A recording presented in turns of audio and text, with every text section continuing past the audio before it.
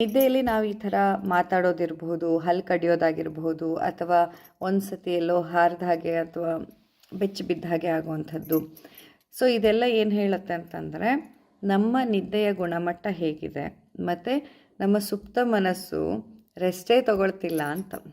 ಇಂದ್ರಿಯಗಳೆಲ್ಲರೂ ತಮ್ಮ ತಮ್ಮ ಇಂದ್ರಿಯ ವಿಷಯಗಳಿಂದ ತಮ್ಮನ್ನು ತಾವು ವಿಡ್ರಾವಲ್ ಮಾಡಿಕೊಂಡು ನಾವೆಲ್ಲರೂ ಅದನ್ನು ಈಗ ಹೇಗೆ ಎಂಥದ್ದು ಆಮೆ ಚಿಪ್ಪೊಳಗೆ ಅಡ್ಕೊಳ್ಳುತ್ತಲ್ಲ, ಹಾಗೆ ಎಲ್ಲ ಇಂದ್ರಿಯಗಳು ತಮ್ಮ ಇಂದ್ರಿಯ ವಿಷಯಗಳಿಂದ ತಮ್ಮನ್ನು ತಾವು ವಿಡ್ರಾವಲ್ ಮಾಡಿಕೊಂಡು, ಮನಸ್ಸು ಕೂಡ ತನ್ನನ್ನು ತಾನು ವಿಡ್ರಾವಲ್ ಮಾಡಿಕೊಂಡು ನಿದ್ದೆಗೆ ಜಾರೋದು ಅಂತ ಆಯುರ್ವೇದ ಹೇಳುತ್ತೆ. ಆದರೆ ಯಾರಲ್ಲಿ ಈ ಇಂದ್ರಿಯಗಳು ಓವರ್ ಸ್ಟಿಮ್ಯುಲೇಟ್ ಆಗಿರುತ್ತೋ, ಯಾರು ಈಗ ಕಣ್ಣಲ್ಲಿ ತುಂಬಾ ನೋಡೋ ಅಂಥದ್ದು, ತುಂಬ ಕೇಳೋ ಅಂಥದ್ದು, ತುಂಬಾ ಈ ಹೊರ ಜಗತ್ತಿನೊಂದಿಗೆ ನಾವು ಇನ್ವಾಲ್ವ್ ಆಗಿರ್ತೇವೋ, ನಿದ್ದೆಗೆ ಜಾರುವಾಗ ನಮ್ಮ ಇಂದ್ರಿಯಗಳು ಇಂದ್ರಿಯಾರ್ಥಗಳಿಂದ ತಮ್ಮನ್ನು ತಾವು ವಿಡ್ರಾವಲ್ ಮಾಡಿಕೊಳ್ಳದೆ ನಿದ್ದೆಗೆ ಜಾರಿದಾಗ ಅರ್ಧಂಬರ್ಧ ನಿದ್ದೆಗೆ ಜಾರಿದಾಗ ಆಗಿರುತ್ತೆ. ಅಲ್ಲಿ ಪೂರ್ತಿಯಾದ ಡೀಪ್ ಸ್ಲೀಪ್ ನಮಗೆ ಸಿಗ್ತಾ ಇರಲ್ಲ. ಸೊ ಅಂತಹ ಟೈಮಲ್ಲಿ ಇಂಥದ್ದೆಲ್ಲ ಆಗುತ್ತೆ.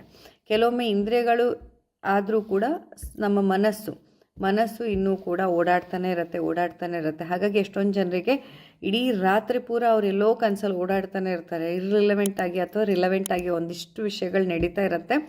ಬೆಳಗ್ಗೆ ಎದ್ದಾಗ ಆ್ಯಸ್ ಇಫ್ ಅವ್ರು ರಾತ್ರಿ ಪೂರ ಮಲಗಲೇ ಇಲ್ಲ, ಇಡೀ ರಾತ್ರಿ ಓಡಾಡಿಕೊಂಡು ಬಂದಷ್ಟು ಸುಸ್ತಾದ ಹಾಗಿರುತ್ತೆ. ಎಷ್ಟೊಂದು ಜನಕ್ಕೆ ಆಗತ್ತೆ, ನೀವು ಅನುಭವಿಸಿರ್ಬೋದು, ನೀವು ನೋಡಿರ್ಬೋದು ಆ ಥರ. ಸೊ ಹೀಗಿದ್ದಾಗ ಇಂತಹ ಒಂದು ಸನ್ನಿವೇಶದಲ್ಲಿ ನಮ್ಮ ದೇಹದಲ್ಲಿ ವಾತದೋಷದ ಇಂಬ್ಯಾಲೆನ್ಸ್ ಕೂಡ ಇರುತ್ತೆ. ಸೊ ಡೀಪ್ ಸ್ಲೀಪ್ ನಮಗೆ ಬರಬೇಕು ಅಂತಂದರೆ ಒಂದು ಪ್ರತಿನಿತ್ಯ ಅಭ್ಯಂಗ ಮಾಡ್ಕೊಳ್ಳಿ.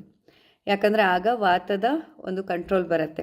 ಅಭ್ಯಂಗಮಾಚರೇತ್ ನಿತ್ಯಂ ಸ ಜರಾಶ್ರಮ ವಾತಃ ದೃಷ್ಟಿಪ್ರಸಾದ ಪುಷ್ಟ್ಯಾಯು ಸ್ವಪ್ನ ಸೂತ್ವಕ್ಷ ದಾಢ್ಯಕೃತ್. ಇಲ್ಲಿ ಸ್ವಪ್ನ ಅಂತ ಅಂದರೆ ಕನಸು ಚೆನ್ನಾಗಿ ಬೀಳತ್ತೆ ಅಂತ ಅಲ್ಲ, ಒಳ್ಳೆ ನಿದ್ದೆ ಬರುತ್ತೆ ನಮಗೆ.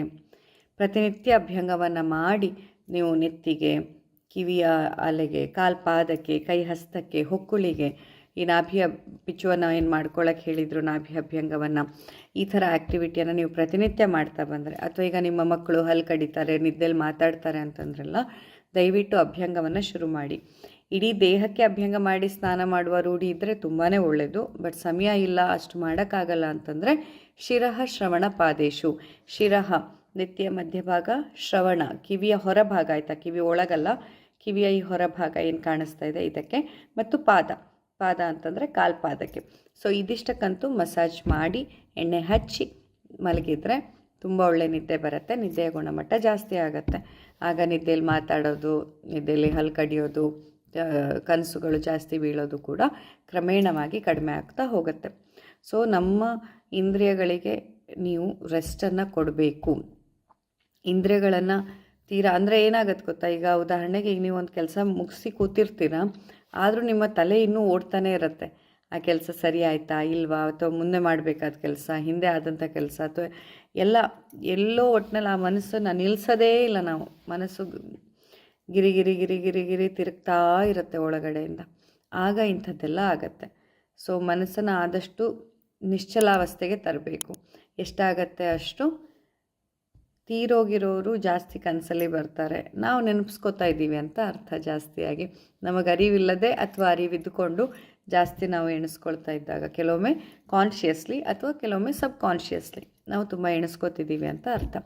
ಕನಸಿಗೆ ಆ್ಯಕ್ಚುಲಿ ತುಂಬಾ ಅರ್ಥಗಳಿದ್ದಾವೆ. ಬಟ್ ಸದ್ಯಕ್ಕೆ ಈಗ ಈ ಕಾನ್ಸೆಪ್ಟಲ್ಲಿ ನೀವು ಅರ್ಥ ಮಾಡ್ಕೊಳ್ಬೇಕಾಗಿರೋದೇನು, ನಮಗೆ ಸ್ಥಿರತೆ ಬೇಕು ಅಂತಂದಾಗ ನಮ್ಮನ್ನು ನಾವು ನಮ್ಮ ಇಂದ್ರಿಯಾರ್ಥಗಳಿಂದ ವಿಡ್ರಾವಲ್ ಮಾಡೋದನ್ನು ಕಲಿಬೇಕು. ಇವಾಗ ಹೆಂಗಾಗಿದೆ ಅಂತಂದರೆ, ಇಂದ್ರಿಯ ಮತ್ತು ಇಂದ್ರಿಯಾರ್ಥಗಳು. ಇಂದ್ರಿಯ ಅಂದರೆ ಈಗ ಕಣ್ಣು ಒಂದು ಜ್ಞಾನೇಂದ್ರಿಯ, ಇಂದ್ರಿಯಾರ್ಥ ಅಂದರೆ ನಾನು ನೋಡುವಂಥ ವಿಷಯಗಳು. ಕಣ್ಣು ಏನನ್ನು ನೋಡತ್ತೆ ಆ ವಿಷಯಗಳಿಂದ ಆತ್ಮದ ಜರ್ನಿ, ಆತ್ಮದ ಪಯಣಕ್ಕೆ ಸುಲಭವಾಗಬೇಕದು.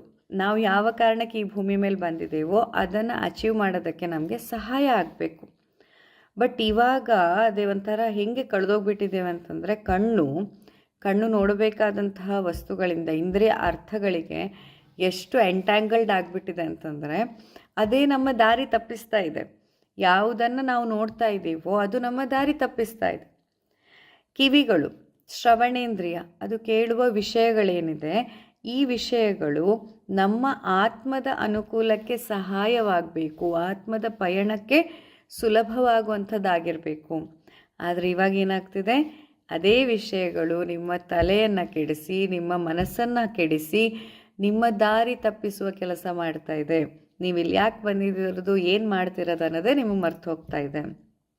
ಹೀಗೆ ಪ್ರತಿಯೊಂದು ನಮ್ಮ ಇಂದ್ರಿಯಗಳು ಹಾಗೂ ಇಂದ್ರಿಯ ವಿಷಯಗಳು ಯಥಾರ್ಥವಾಗಿ ಬಳಕೆ ಆಗಬೇಕು. ಯಾವಾಗ ಅದು ನಾವು ನಮ್ಮನ್ನೇ ಎಂಟ್ಯಾಂಗಲ್ ಮಾಡ್ತಿದೆಯೋ ಆಗ ಆ ಇಂದ್ರಿಯ ಅರ್ಥಗಳು ಇಂದ್ರಿಯವನ್ನು ಆಳ್ತಾ ಇದೆ. ಇವಾಗ ಕಣ್ಣು, ಕಿವಿ, ಮೂಗು, ನಾಲಿಗೆ, ಚರ್ಮ ಇದು ತಾನೇನನ್ನು ತಗೊಳ್ಬೇಕು ಅನ್ನುವಂಥದ್ರ ಜೊತೆಯಲ್ಲಿ ಸಿಲೆಕ್ಟಿವ್ ಮೆಕ್ಯಾನಿಸಮ್ ಇಲ್ಲದೆ ಎಲ್ಲ ಇಂದ್ರಿಯ ಅರ್ಥಗಳು, ತಿನ್ನುವ ವಸ್ತುಗಳು ನಿಮ್ಮ ನಾಲಿಗೆಯನ್ನು ಆಟ ಆಡಿಸ್ತಾ ಇದೆ, ಮುಟ್ಟುವ ವಸ್ತುಗಳು ನಿಮ್ಮ ಚರ್ಮವನ್ನು ಆಟ ಆಡಿಸ್ತಾ ಇದೆ, ಕೇಳುವ ವಿಷಯಗಳು ಕೆಲವೊಮ್ಮೆ ಗಾಸಿಪ್ಪು ಅಥವಾ ಈ ಕಾಡು ಹರಟೆ ಗೊತ್ತು ನಿಮಗೆ, ಅದರಿಂದ ನೋವೇ ಆಗೋದು.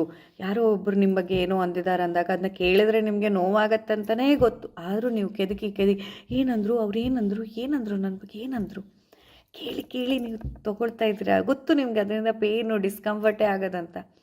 ಹಾಗೆ ಅಂತ ಬಿಟ್ಟುಬಿಡಿ, ಬಿಡೋಕ್ಕಾಗಲ್ಲ. ಯಾಕೆ ನಂಬಬೇಕು? ನಾವು ಕೆದಕಿ ಆದರೂ ಅದನ್ನ ಕೇಳಿಸ್ಕೊತೀವಿ, ಮತ್ತು ನೋವನ್ನು ಅನುಭವಿಸ್ತೀವಿ. ಹೀಗೆ ಇಂದ್ರಿಯ ಅರ್ಥಗಳು ಇಂದ್ರಿಯಗಳನ್ನು ಆಳಲಿಕ್ಕೆ ಶುರು ಮಾಡಿದ್ದಾವೆ. ಹಾಗಾಗಿ ನಿಮ್ಮ ನಿದ್ದೆಯ ಗುಣಮಟ್ಟ ಸರಿ ಇಲ್ಲ. ನಿಮ್ಮ ನಿದ್ದೆ ಗುಣಮಟ್ಟ ಚೆನ್ನಾಗಾಗಬೇಕಂತಂದರೆ ನಿಮ್ಮ ಎಲ್ಲ ಇಂದ್ರಿಯ ಅರ್ಥಗಳೇನಿದೆ, ಏನನ್ನು ನೋಡ್ತೀರಾ, ಏನನ್ನು ಕೇಳ್ತೀರಾ, ಏನನ್ನು ಮಾತಾಡ್ತೀರಾ, ಏನನ್ನು ಕೇಳಿಸ್ಕೊತೀರಾ, ಅಥವಾ ಪ್ರತಿಯೊಂದು ಇಂದ್ರಿಯ ವಿಷಯಗಳು, ಅಥವಾ ಏನನ್ನು ತಿಂತೀರಾ, ಆ ತಿನ್ನುವ ಆಹಾರ ನಿಮ್ಮನ್ನು ಕುಣಿಸಬಾರ್ದು. ನೀವೇನು ತಿನ್ನಬೇಕು ಅನ್ನುವಂಥ ಕಾನ್ಷಿಯಸ್ ನಿರ್ಧಾರ ನಿಮ್ಮದಾಗಿರಬೇಕು. ಈ ಥರ ಮಾಡಿದಾಗ ನಿದ್ದೆಯ ಗುಣಮಟ್ಟ ಚೆನ್ನಾಗಿ ಬರುತ್ತೆ. ಡೀಪ್ ಸ್ಲೀಪಿಗೆ ನೀವು ಹೋಗೋಕ್ಕೆ ಸಾಧ್ಯವಾಗುತ್ತೆ.